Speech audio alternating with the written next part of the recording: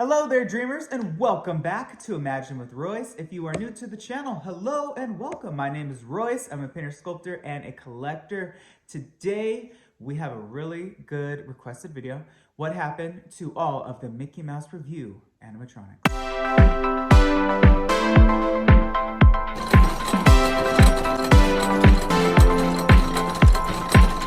All right, so surprisingly, when I did some research on this particular topic, I found that there are quite a bit of animatronics that are still operating today in Disney parks around the world.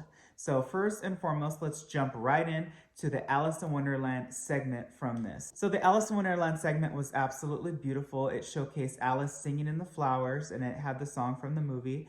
And all of the flowers from this particular scene still exist today in the Alice in Wonderland Dark Ride at Disneyland in Anaheim. So that includes the tiger lily, the red rose, the white rose, the pansies, and of course, even Alice herself survived until the recent refurb, what was that, in 2013, 2014, when Disneyland updated the attraction. So this particular figure of Alice, of course, the body survived, but the head was given a resculpt just to make it a little bit more stylized to the Dark Ride theme, but the body was the same body, and when she worked, she just rocked back and forth.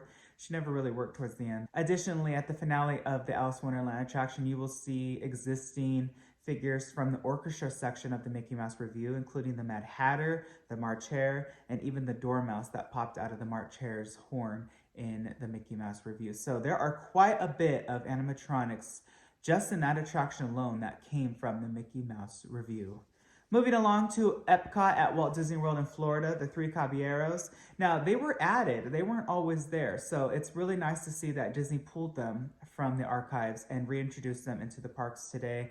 You can still see them operational. They're beautiful. They're timeless. It's an attraction that really fit them, and I'm surprised they weren't there from the start. But I will say that they just have aged beautifully. They were very well maintained, very well made, and I'm really excited that they have the stage that they deserve and that they're performing even to this day.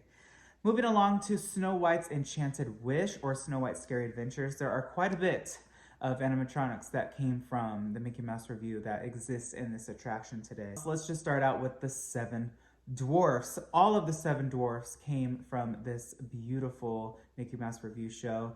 I think that Snow White was a later sculpt or addition, but it's fine. They didn't use the one of her laying down singing with all of the forest animals. But speaking of the forest animals, all of them made it. So we're talking about the deer, the raccoon, the bunnies, and of course all of those fun squirrels, and even the quail were added to the Dark Ride attraction. And I think that they found their home and they look just incredible there. Additionally, Grumpy's piano that he's playing in this scene was moved into the Dark Ride attraction. So that's really cool that Disney didn't waste all of that time. Remember, whenever you make an animatronic, it's expensive. And I'm sure it was expensive then, but it's even more expensive now. So Disney is very clever in repurposing these figures because you have to sculpt it, then you have to mold it, then you have to cast it in fiberglass. So if you've already went through all that expense of making a mold, it makes sense that they thought, okay, well, where else can we put these if this show's going to end? Much like what happened with America Sings when Tony Baxter said, okay, we can't let all these animatronics go. It was, first of all, too expensive, and they're too wonderful. So where else can we repurpose them around the parks? And of course, that's where they moved over to Splash Mountain. Speaking of Splash Mountain, the Song of the South characters were actually in the Mickey Mouse Revue. You had Brer Bear, Brer Fox, and Brer Rabbit. It's interesting that Disney didn't use them in the, of course, Splash Mountain animatronic scenes, but I think that they definitely were inspiration for those figures. They just weren't the size, I believe, but those were the first versions or iterations of the Song of the South characters that made it into a Disney park. So that's really neat. Next, we're going to be looking at King Louie. King Louie was, again, in the orchestra scene. And King Louie, I believe, was repurposed into the Sunny Eclipse animatronic at Epcot. The bones were right, but of course the fur wasn't. And whenever I think about the Jungle Book getting an animatronic, I mean, there was Kaa and there was Baloo. It was definitely, it calls for its age, right? It really points out, okay, when was this made? Because, I mean, let's be honest. The Jungle Book is a great movie, but you just don't see an animatronic from that era. I mean, it would be like seeing the Rescuers or the Aristocats or even Robin Hood animatronics. You just don't see them because Disney, it's not to say that they're not popular enough, but I just don't think that Disney would have the confidence that people would know who they are. And definitely this just dates this particular show a little bit. But yeah, that's what I believe happened to King Louie. What do all of you think? And then, of course, let's talk about the Fab Five. So we all know that Mickey is in the archives, and I'm sure Minnie and Pluto and Goofy, Daisy and Donald, even Huey, Dewey and Louie, and Scrooge McDuck are all there. I couldn't find any sort of reference, but I swear I saw some of them displayed either at Disney World or at Disneyland in the windows at some point. If you know, drop a comment in the comment section below. I'd be very, very curious. I myself, when I went to the archives, I did get to see the three little pigs, so they are in a crate, safe and sound. I guess in a house made of wood, survived. And I don't know what happened to everyone else, to be honest with you. Who knows? I mean, there's not a whole lot to say about where Winnie the Pooh went. Of course, there was Rabbit, Pooh, and Piglet.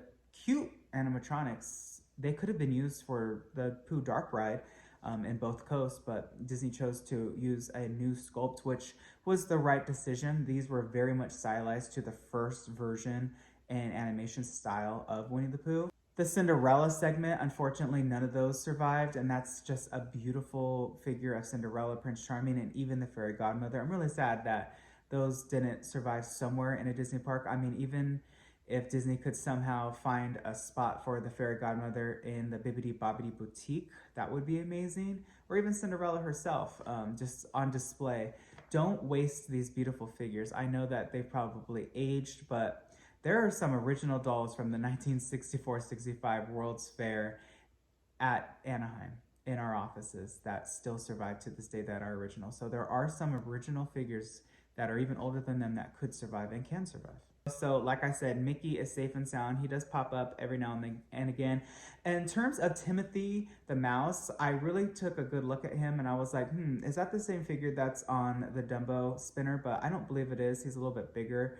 But that would have been a really fun place to repurpose them. You have to remember that these figures, I'm sure a lot of them are in the archives, but I'm sure additionally, since this took place overseas and since they were scattered globally, I'm sure there's some in the animation shops in Tokyo and lots at Walt Disney World, perhaps in offices or in conference rooms. You'll be amazed where animatronics end up. It's really interesting. The Hoot Gibson owl was in the conference room in the Anaheim office at Imagineering. So you just never know where figures are going to end up and why. But I hope that you enjoyed this video. If you did, please hit subscribe and ring that bell icon. That way you are notified whenever I upload a new video just like this. If you like this sort of content and if you have any other questions, drop a comment in the comment section below and I may answer it in an entire new video. I wish you all a wonderful day. Be nice to one another and always remember, dreamers, not only to follow your dreams, but to chase them. And I will catch you in the next one.